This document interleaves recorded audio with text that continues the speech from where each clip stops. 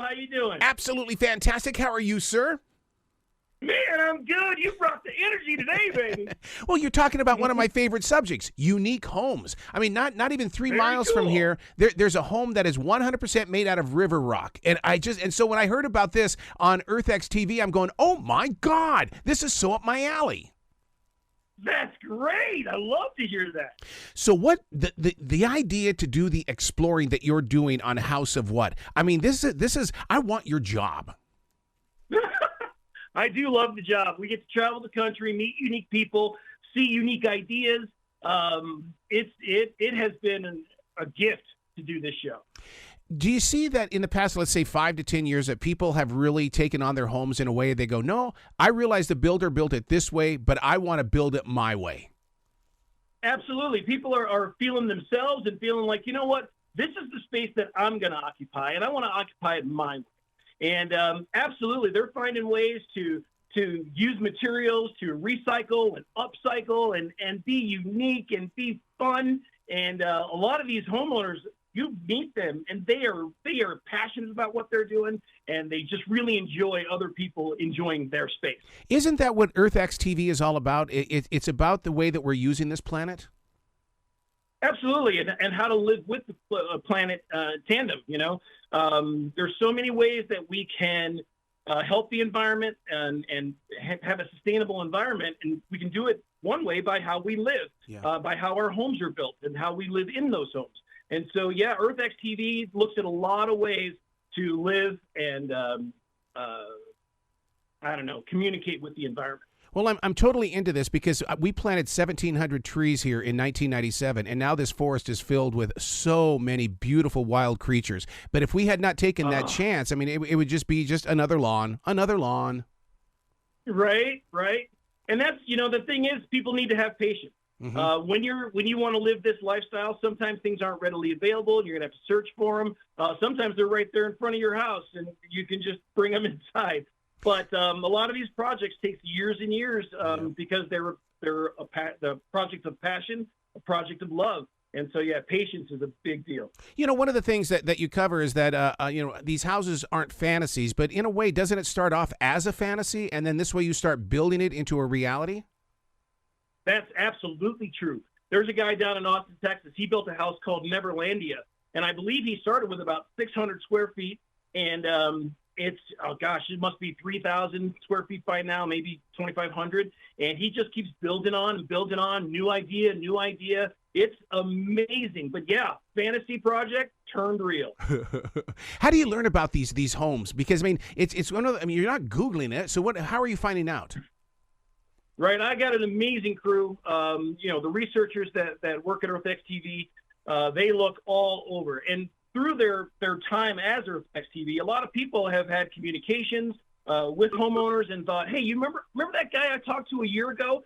Didn't he build a house because he thought it looked like Peter Pan? Let's go find that guy, And so, the crew, the staff is amazing. Are you taking note of how people seem to be going into the earth these days with their homes? They're building in the ground? Yeah, it's amazing, and it saves so much energy to build a house into the ground. And some people are using a lot of rubber tires and things like that to insulate their homes within the ground. And it is a trend that's happening. There's a guy up in Montana, and he hasn't been on the show yet, but he built his house into the ground, and it looks like a Hobbit house. And he's got trees and stuff with little doors he built to stick on the trees and all that stuff. But yeah, it absolutely is a trend, and it's going to save a lot of energy. I'm not shocked with the guy in Montana because I am from Montana, and I grew up with a father who his total belief in life was recycling, so he'd go rip down old houses to use them on our house because he just believed that this was not for just them, it's for us as well.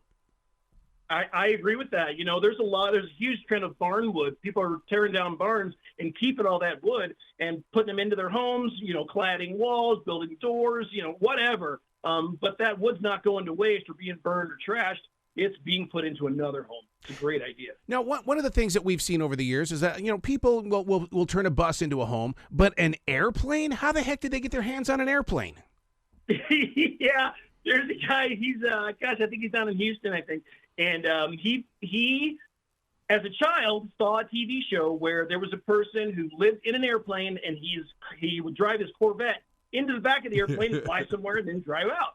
And once he got divorced, and he just felt like, you know what, this is my time, and I'm going to do it. And he found a DC-9, had it brought in from Arkansas, and now he lives in that plane. He bought a second plane because he wanted a game room, so he's building a jetway between the two planes. And I'm telling you, he is unapologetic. People are like, you're crazy. He's like, that's your problem. I love it. Oh, my God. I just had a flashback of a neighbor up in Montana. They wanted a double-wide trailer up there, so they went and got 2 trailers. I'm going, what the hell? And they glued them together. Just put a door between. That's You're it. good. That's it. So who's got the freakiest homes? Which part of the nation? Wow. I'm going to say the South. Yeah.